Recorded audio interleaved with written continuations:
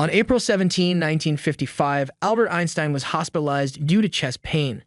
At the time, he was unaware, but the largest artery in his body, aorta, had ruptured in his abdomen, causing internal bleeding, specifically an abdominal aortic aneurysm. He was busy preparing a speech for Israel's 7th anniversary, which he was planning to read on television. His doctors wanted to operate on him immediately, but Einstein, who had undergone surgery for the same condition 8 years prior, likely sensed that his time had come. He refused with these immortal words, "I will die when I want to. Extending life artificially has no joy. I have done my part. It is time to go. I will go elegantly." And indeed, in the early hours of the following day, he passed away at Princeton Hospital. For those who have watched the show House, they might recognize the name of this hospital. However, the hospital depicted in the series has no connection to where Einstein passed away. The show's writers probably chose the name intentionally. But the truly interesting event occurred during Einstein's autopsy, when pathologist Thomas Harvey removed Einstein's brain from his body without the family's permission, just 7 hours after his death. Harvey preserved it with a 10% formalin injection, intending to study what he believed to be an exceptional brain to understand the source of his intelligence.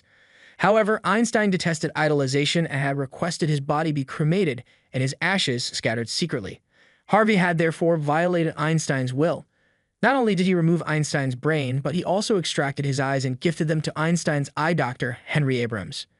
Realizing the implications of his actions, Harvey later persuaded Einstein's son Hans to retroactively permit the removal, thus avoiding legal consequences. Hans allowed the study under the condition that Einstein's brain would only be examined for scientific purposes, with findings published in respected academic journals. Harvey agreed and promised to publish his findings within a year. Indeed, over time, Einstein's brain became the subject of numerous studies. What did researchers discover? Can we trace the signs of this remarkable genius within his brain?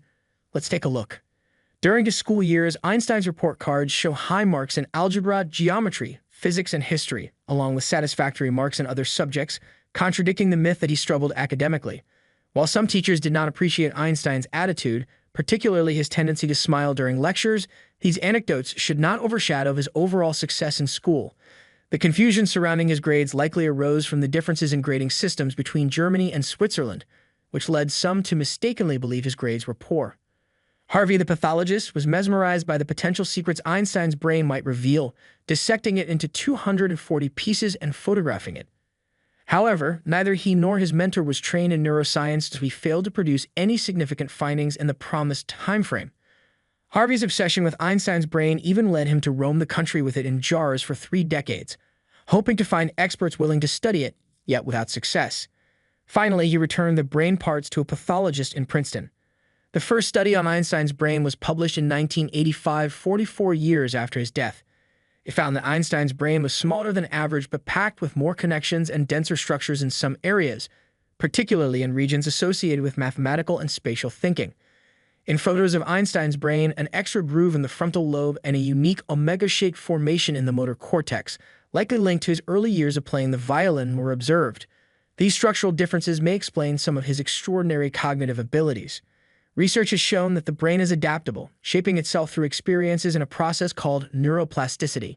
While Einstein's unique brain anatomy likely provided some innate advantages, it was his relentless curiosity, perseverance, and dedication to physics that transformed his potential into groundbreaking achievements.